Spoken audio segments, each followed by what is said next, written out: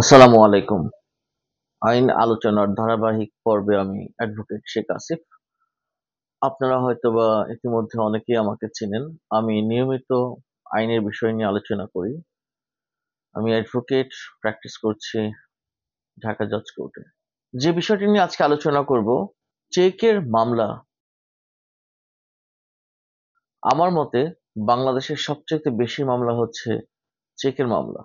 চেকের মামলার নিয়ে অনেকেই একটু সহজ মনে করেন, but actually this case is very sensitive case.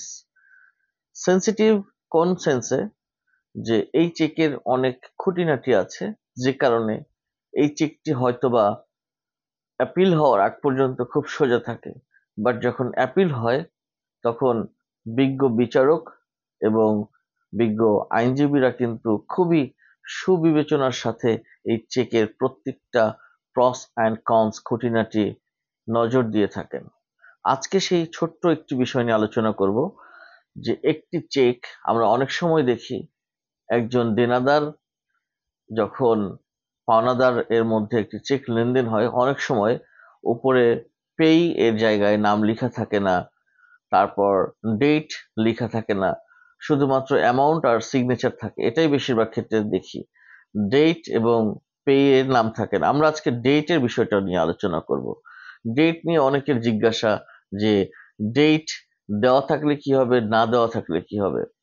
আজকে আমরা ডেট না দেওয়ার বিষয়ে, যে ধরেন আপনাকে একজন একটি চেক দিল, বাট সেখানে কোনো ডেট দেওয়া নেই, এই বিষয়ে আসলে কি হবে। এই বিষয়ে আমাদের উচ্চ আদালতের একটি জাজমেন্ট 68 ডিএলআর 2016 পেজ নাম্বার 228, এখানে একটি জাজমেন্ট আমি পড়ে শোনাচ্ছি। Check which is otherwise complete except the date will be treated as an inchoate document handed over to the payee with implied authority unless an express authority is annexed to write the date on the check. It is a choice of the decision of the drawer of a check to hand over a date, post-dated or undated check to the payee.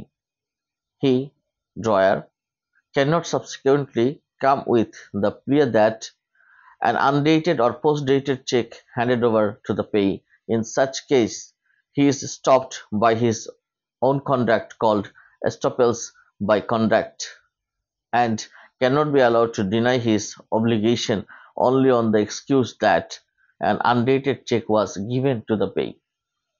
এটার মানে যেটা বোঝালো যে যে drawer মানে কি বোঝায়, যে হচ্ছে ব্যাংক অ্যাকাউন্টের মালিক, I mean check account holder, সে যদি পেইকে কোনো চেক দেয় উইদাউট এনি ডেট ছাড়া, সেক্ষেত্রে পেই বা যাকে চেকটি দিচ্ছেন সে কিন্তু নিজ দায়িত্বে চেকে তার ডেটটি লিখে দিতে পারবে, লিখে সে ব্যাংকে সাবমিট করে এটাকে ডিসঅনার করিয়ে মামলা করতে পারবে, তাতে আইনগত কোনো অসুবিধা নাই। এবং এক্ষেত্রে উচ্চ আদালতের জাজমেন্ট রয়েছে, এটি আপনাকে মাস্ট বি কমপ্লাই করতে হবে।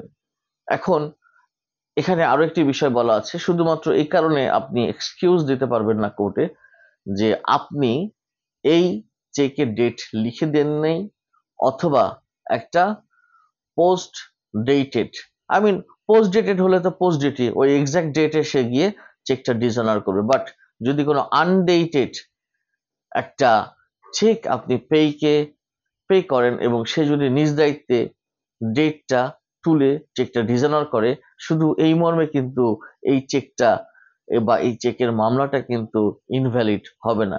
And that is crystal clear judgement from high court division. অ্যান্ড এই ব্যাপারে অনেকেই দেখা গেছে যে নিম্ন আদালতে অনেক সময় সুবিচার না পেলেও কিন্তু যখন একটি চেকের মামলা অ্যাপিল হয় তখন কিন্তু অনেক খুঁটিনাটি দেখা হয়। That is Y supreme court, high court division and appellate division. সুতরাং অ্যাপিল করার সুযোগ আছে, এবং এই ধরনের মামলা যেগুলো বড় মামলা সেগুলোতে সাধারণত অ্যাপিল হয়ে থাকে। ছোট মামলা আসলে এত খরচ, এত রিস্ক নিতে চায় না। তারপরেও অনেকে হয়তো কি যে ভুয়া মামলা করেছে চেকের মামলা, এই বিষয়ে কিন্তু অনেকে অ্যাপিলে আসতে চান। সুতরাং যদি আপনার কাছে মনে হয় আপনি আপনার লয়ারকে দিয়ে অ্যাপিলে যাবেন, ইনশাল্লাহ যদি যদি কম্পিটেন্ট লয়ার হয় ইনশাল্লাহ অবশ্যই আপনাকে সাপোর্ট করবে, এবং সে ব্যাপারে আপনি নিশ্চিত থাকতে পারেন আইন আপনার সাথে আছে। With the judgement of 68 DLR 2016 page number 228। আসসালামু আলাইকুম, আজকে এ পর্যন্তই। ভালো থাকবেন, সুস্থ থাকবেন।